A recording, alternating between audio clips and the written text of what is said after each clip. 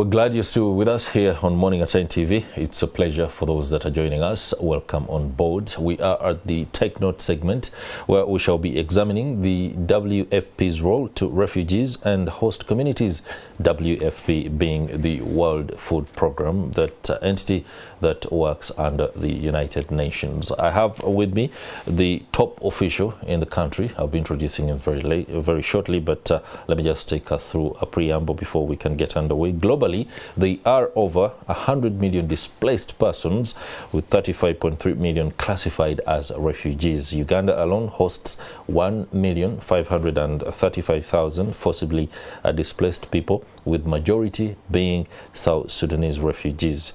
The response to the refugee situation in Uganda faces persistent challenges due to inadequate funding, as key sectors like education, health, livelihoods, environment, food and nutrition are significantly affected by the funding shortfalls.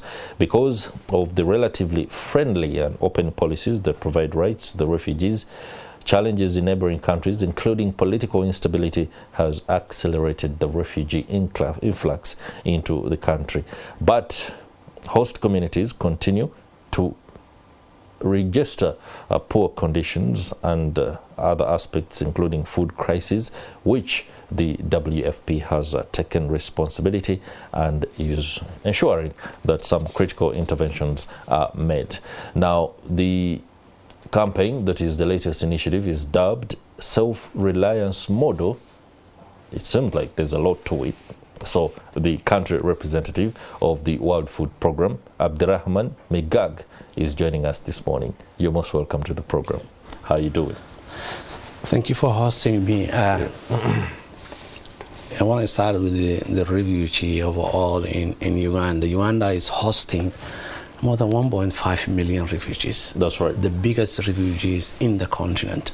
So you said clearly, majority of them are from South Sudan and the DRC.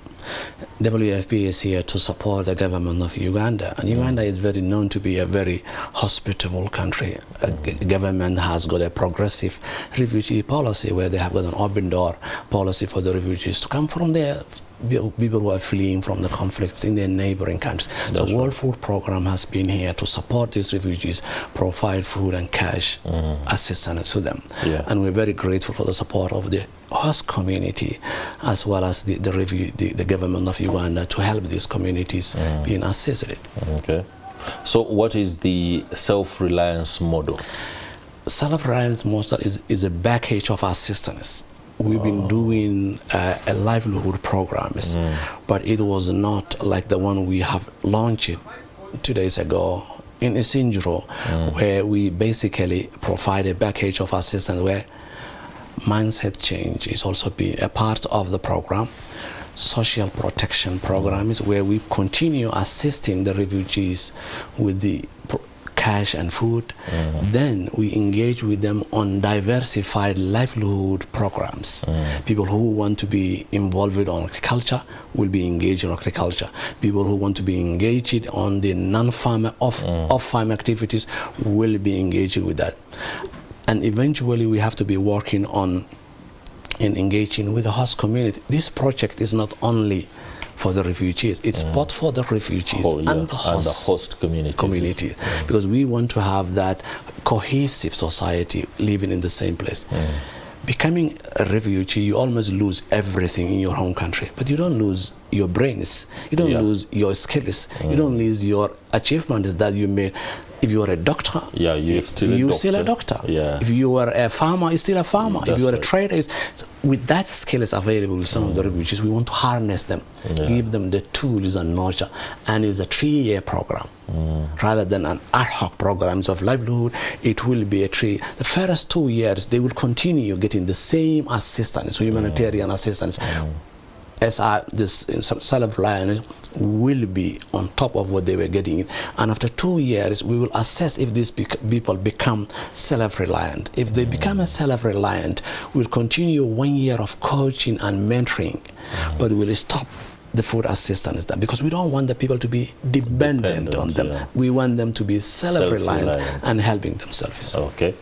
That now includes, if that is specifically for the refugees, now for the host communities whose lifestyle or livelihoods rather, are disrupted, how do they, are they also part, is there some program that brings them back to self-reliance in case their livelihoods have been disrupted by the influx of refugees? 30% of the project will be targeting the host community. 30%? 30%. Okay. 70% will be for the refugees. In Western Nile, the host community own the land, and they are the ones who are giving the land to the refugees already now, and so that they were collectively farming together. So they will be part and parcel of this self-reliance model. Host community will not be left behind. They will be supported, whatever assistance we are doing for the refugees. All right, the World Food Programme, under the aegis of the United Nations, props itself to be able to address the challenges around food crisis across the world, I think. Specifically, looking at Africa, food crises are rampant, and they are down to aspects that are food insecurity concerns. How do you address this as a collective measure without necessarily looking at only refugees and host communities? Because food security involves the production itself, the transportation, but also the marketing of this food to be able to be available for everyone. And I take an example of Uganda. While bulk of our program is for the refugee, but we also help the Karamoja, where there is a food insecurity and climatic conditions change. In Karamoja, we help the farmers, and last year alone, we have purchased food from the smallholder farmers in Karamoja. We help the school feeding programs where 200,000 children of Karamojanis are getting a meal a day in Karamoja. We help the nutritional interventions in Karamoja.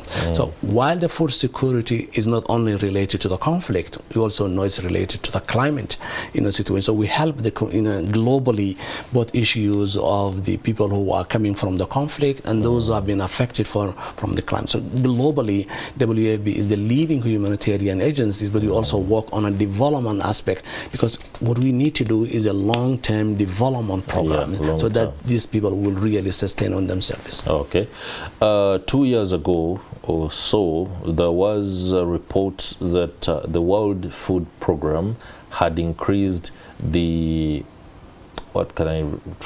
threshold where it allows farmers who are working outside the refugees and hosting communities to supply food, because the World Food Programme needs food, needs maize to supply for refugees. It is a way of ensuring that other communities that are outside of the refugees and hosting communities are also able to offer something that helps the self-reliance model operate. How have you incorporated them? It's a very important. The food that we are providing to the refugees, to these, most of them, 80% of that food is locally purchased. Locally produced by For the last 10 years, from 2015 to now, World Food Programme has purchased 840,000 metric tons of food, injecting $330 million into the local economy of Uganda. So we buy from the suppliers of Ugandans for our refugee operations, but we also advocate that we buy the food locally from Uganda and send it to South Sudan operations, to a DRC operation. Uganda, for us as an organization, is a very important procurement hub. So that's why we really buy a lot of food and then bring that, all of those, money into the country. So we buy local, but we also, because most of the time we buy big suppliers, but we also do a local smallholder farmer. That's why I was mentioning the issue of building the capacity of smallholder farmers. A Karamojan Kabong Women Association, we have been training them and now are selling to us the maize and beans, and we take that maize and beans and put it into the school feeding program. So you see how we are putting money into the economy and also helping the children so that they can eat, get a meal a day. So basically procurement is one of the biggest programs that we have in Uganda. Would you advise, for example, given the fact that Uganda already hosts a staggering number of refugees, 1,500,000 535,000. One would say, let's put a halt to refugees coming into the country, and then ensure that the programs that cater for these ones reach a certain level of success before we can begin to host more refugees. Is it a challenge that can be addressed that way, by going back to the countries where the crisis, political conflict happens, and forces many to come this way? Do you have cross-border collaboration to ensure that the causes of the influx of refugees is addressed before you can actually attend to the effects of the refugee influx? We would never advocate stopping the refugees. You know, I think in Africa, you can't we can. In Africa, we always help each other. You know? That's right. You see the community in Arua are also living on the other side of South Sudan. The community in some parts of Uganda also living on. We all it's only because of the colonial borders that make us a different country. But we will always support and encourage the good policy that the government of Uganda is doing in welcoming the people who are running away from the conflict. But we will strongly advocate that we should handle the root causes of the problem. The root causes of problem is mainly a conflict. We should therefore put a lot of efforts in conflict preventing measures, so that we work with the community. We also advocating that the donors should also put a lot of investment in where these refugees are coming in South Sudan. If they put the schools and the roads and the systems are in place, some of them may not be crossing the border. But that's why it's important that we do a two-pronged approach. One, to advocate stopping the fighting in DRC and in South Sudan or in Somalia, but also advocate donors really to invest more in development aspects so that the people will stay in their countries. Okay. When it comes to the conflict between refugees and the hosting communities, I'm sure there are so many interventions that have been undertaken. There are some host communities that have said refugees have been favored more than us. Who has the right to resources more than the other? That's a very delicate question to deal with, but one that you must deal with in order to ensure that the conflict between refugees and host communities is lessened. Could you cite any examples of success stories where those conflicts have risen but have been settled? One of the good things I should mention is in Uganda, the refugees are not in camps.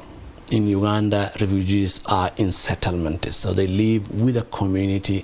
They have given a land. I was in Iraq and in Syria, where the refugees from the neighboring countries are put in there. They're not allowed to have that freedom of movement. Refugees here, they're confined in camps, but here they are in settlements. So whenever we are designing programs, we should always bear in mind that these people are living with the host community. Every activities that we do, then they will be also benefiting. If there is a school there, host community will benefit. If there's a clinic there, host community will benefit. If there is a self-reliance model that we want to do it, host community will also benefit. So it's an integral part of our program design to really take care into consideration of the needs of the host community. Otherwise, as you rightly mentioned, there will be a conflict. These people will fight it, and then we don't want to have another conflict in the host countries. Talk about social protection as a strand of this model, because social protection, we know that refugees could come from a country where social protection agenda was non-existent, or where it was better than here in Uganda, and they would feel like, okay, back home we were receiving this and this and this and the other. Here we are not. How do you address those differences? When we talk about the social protection, we're talking variety of programs. Given an assistance on a monthly basis. So it's part of a social protection. On top of this existing support. And in some of the programs, we help and target pregnant and lactating mothers to the social, or we provide them a cash. What I also want to highlight is that most of the programs that we do, we are now moving to a cash programming. where the refugees, we teach them digital and financial inclusion, financial literacy programs, because they are getting cash from WFP, either through the social protection programs or through a normal programs. So it's very important that the refugees know how to manage their own resources. Social protection is an important element, but what is very important is a mindset change. These people should know that there is a way to go out of dependency. These people should know that they could really depend on themselves with a little support. So for us, we are just enabling them. Enabling environment, give them the tools, give them the money, give them the startups, so that then they will eventually depend on themselves. Okay. Mr. Meygag, as we enter the final bend of this interview, allow me ask you a question that is slightly away from the refugees and host communities context to the state of food across the globe. There have been disruptions in supply chains conditioned by the war in Ukraine and between Ukraine and Russia. There has also been concerns about the fact that many countries that were able to supply are also beginning to hoard their own food because they need it. And that has affected many other countries in the global south, Africa, and some countries in the Latin America, where there is food tension. What is the state of food security in the world, and how can African countries position themselves to secure themselves? You know, because it's embarrassing sometimes, and it's a contradiction that despite the abundance of arable land across Africa, we again have to ask Ukraine, a country that is fighting a war, to give us grain. You know? It touches each and every African to see that a country, a continent with the reach of resources are still looking outside. It all comes up to the right policies, and the right leadership. Unfortunately, we live in a world where the hunger is increasing because of the conflicts that are happening. You see what is happening in Gaza, in Ukraine, in Yemen, in Afghanistan, but in the continent, also in our continent as well. It's very important that the government support good policies and invest on agriculture or invest on the value chain. Take the case of Uganda. Uganda, you will be surprised at the amount of food that are lost through the post-harvest. You see the pineapples on the streets, but there's no value addition just added in. So government is, as well as the private sector, should be putting more emphasis on agriculture and support the right policies so that the people will read. Otherwise, we will definitely be requiring an assistance from outside, which should not be the case. It should not be the case. All right. Your last words on this? You know, I'm very grateful, honestly, to you for hosting, and also I want to mention clearly that Uganda is a model when it comes to the refugee cases. They are really having open door policy. We're also appealing to the international community to continue supporting the refugees, and to the Karamochans who also need the support, because without the international community, we can't do it alone. We need a partnership. We need the support of all of us so that the refugees are fed and become eventually a self-reliant people. Okay.